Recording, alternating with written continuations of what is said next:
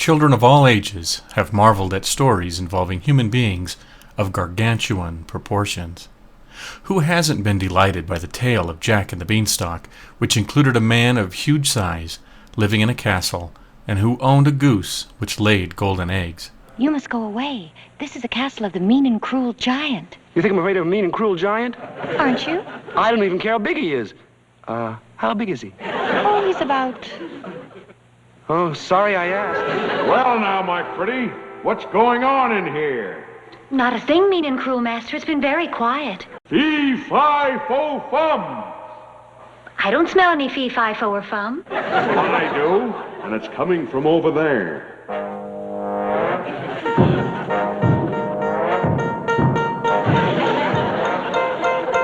Aha! There you are. Come out from behind there.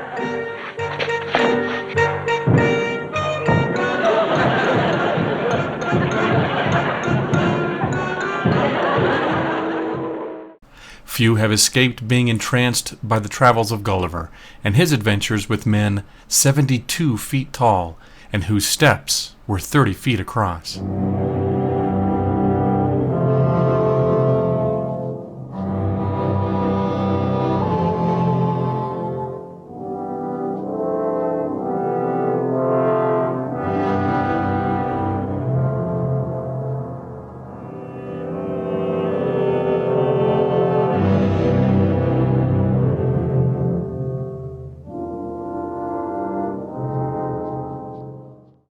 While we're charmed by such stories, no one believes them to be tales of truth, for no one believes giant human beings have ever, or could ever, exist. Or do they? Are there people who really believe in human giants? And beyond mere belief, has physical evidence been discovered which proves the existence of such creatures?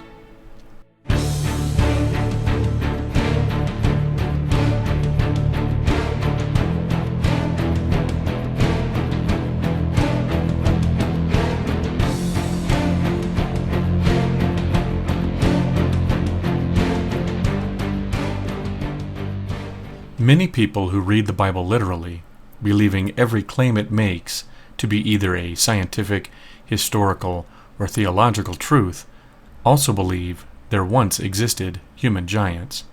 They believe because the Bible tells them so. There were giants in the earth in those days, and also after that, when the sons of God came in unto the daughters of men, and they bare children to them. The same became mighty men, which were of old, men of renown. And they brought up an evil report of the land which they had searched unto the children of Israel, saying, The land through which we have gone to search it is a land that eateth up the inhabitants thereof, and all the people that we saw in it are men of great stature. And there we saw the giants, the sons of Anak, which come of the giants. And we were in our own sight as grasshoppers, and so we were in their sight.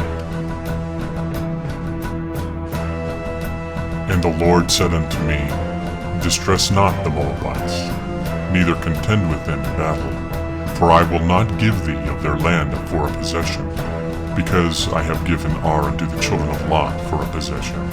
The Emims dwelt therein in times past, a people great and many and tall as the Anakims.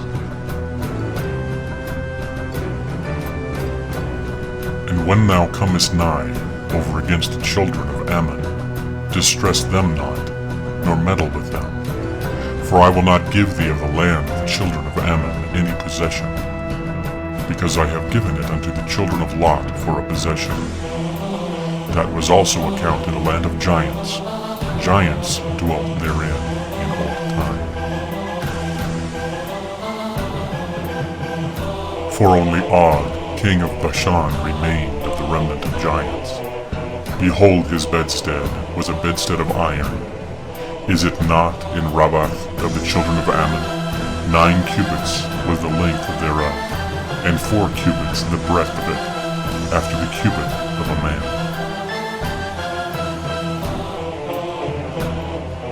Now these are the kings of the land, which the children of Israel smote, and possessed their land on the other side Jordan toward the rising of the sun, from the river Arnon unto Mount Hermon, and all the plain on the east. And the coast of Og, king of Bashan, which was the remnant of the giants that dwelt at Ashtaroth and at Edrei. And Joshua cast lots for them in Shiloh before the Lord, and there Joshua divided the land unto the children of Israel according to their divisions. And the border came down to the end of the mountain that lieth before the valley of the son of Hinnom, and which is in the valley of the giants on the north, and descended to the valley of Hinnom, to the side of Jebusi on the south, and descended to En-Gogel. While most believers in a literal interpretation of the Hebrew Scriptures merely assume the truth of the biblical tales, others offer what they assert is evidence which backs up the Bible's claims.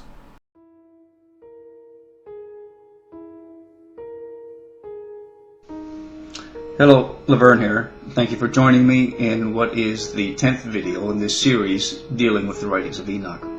In this video, I'm going to be talking about evil spirits. Enoch explains that evil spirits actually come and are giants, who are the offspring that resulted from the union of fallen angel and women. Atheists love to point out how evil God is because he demands the Israelites to destroy certain cities, and in doing so to kill every person in that city, including babies, innocent babies. But you see, if we understood, the Christians understood the writings of Enoch, we would understand that the giants that were living in these cities were the offspring of the giants back in the day of early man, pre-flood. And these were the descendants, the same giants who were cannibals. They were exceedingly evil, and so when God tells the Israelites to wipe them out, he's telling them to wipe out this evil race of giant that are cannibalistic, but even more so, when these giants die, their spirits roam the earth and they become evil spirits that possess men and women and animal alike. So God, by wiping out this race of giants, he is ending the number of evil spirits that will roam the earth. This is so important to understand. The Nephilim were a race of giants which once encompassed the entire earth. The ancient Hebrews knew them as Amorites and Canaanites. Sumer is the oldest culture of the world, and the Sumerians give us a tremendous insight into the origin of the giants. The Sumerians recorded that the Anunnaki, a race of celestial beings, the children of Anak and Anu, came to the earth and fathered a race of men, who then became the kings of mortal men. This image depicts a Babylonian king, so large that he holds a lion in his arms like a man might hold a house cat. He also has 6 fingers and toes, which was common to some of the tribes of giants born after the flood, and is the result of a duplicate gene, an error, if you will, in the genetic tinkering of the Nephilim. There are a great many artifacts left behind by the Nephilim, including footprints, which have been found in several places around the world. King Og of the Bible had a bed which was iron, and 16 feet in length. This is a bed for a man that is 12 to 14 feet tall. The Nephilim vary greatly in size. This chart shows us the great size of ancient giants. At the far left we see a normal man of 6 feet height, and at the far right a man of 36 feet in height. It also shows us how common the various giants were in their height. For example, it was most common for a giant to be approximately 15 to 16 feet tall. The next most common was approximately 8.5 feet, and so on to 36 feet.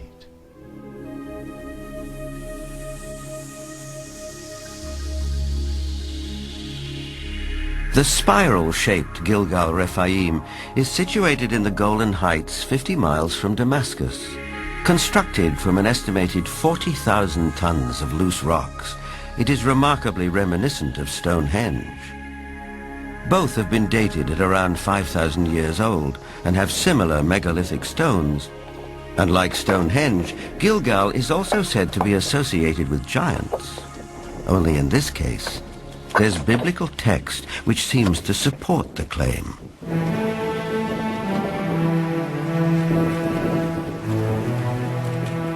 Israeli archaeologist Daniel Herman is investigating the newly opened grave.